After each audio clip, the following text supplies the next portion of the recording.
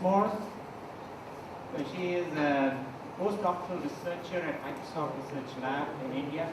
She is a researcher in technology for emerging markets group of Microsoft Lab, India, where she examines the assimilation of new information technologies, mobile apps, internet computing, etc. for health in developing countries.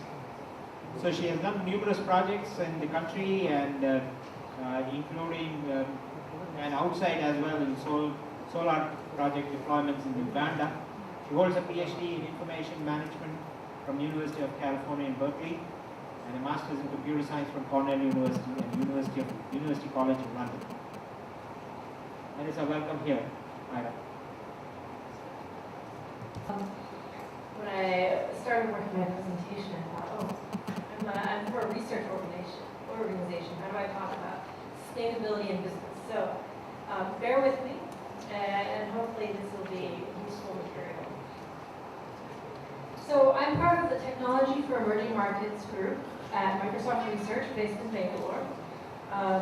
And we've been here since around 2005. This group is part of a larger research lab. We have 9 different research areas, which comprise around 55 full-time research staff. And in doing all of this work, we have numerous collaborations with government, academia, industry, and NGOs in India. And this is our managing director, Ananda. In my particular group, our goal is to understand existing and potential technology users in developing communities. So India, but also like the villages here, people that are new to technology, finding out what's going on with them and how maybe information technologies can play a role in development. And so as part of that, we design and evaluate technology and systems that contribute to socio-economic development of poor and developing communities worldwide. And in order to do this, we have to also partner with organizations. So this is NGOs, companies, and we collaborate also with product groups within Microsoft. So collaboration is what helps us to know what's going on in the field, right? Because if you're sitting in your office at Microsoft, you don't necessarily know what's going on in the village. But the NGOs that are working directly in the village will know what's going on. Our group has, these are all the researchers in our group, and one of our big focuses is to unite technology and people using interdisciplinary collaboration. And so this group consists not only of computer scientists, technologists, but also social science researchers, people from a communications and sociology background, linguistics even, and we do a lot of work in human-computer interaction as well as engineering.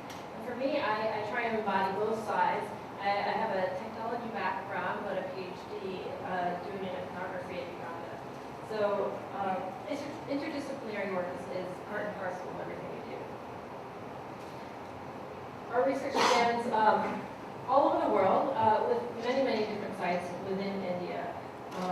And we do both studies in which we are implementing new projects as well as study of existing technology deployments.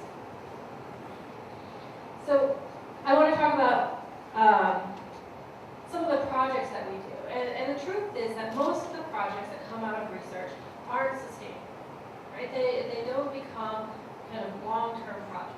You do a study, you write a paper, and then you're done. But these 3 are some examples in which we actually have achieved some sustainability out of the research. Baba Jobs was founded when Sean Blacksfeld, who was the head of our advanced technology group, having collaborated with technology in emerging markets, our group, and really kind of listened to what's going on in India, he said, I think there's an opportunity here. The informal sector doesn't have a LinkedIn. And even if you tried to put them on LinkedIn, it wouldn't work. And so he left Microsoft and started Baba Jobs. And now basically you can even go to the website right now, babajob.org. And there's 500,000 job seekers in the informal sector.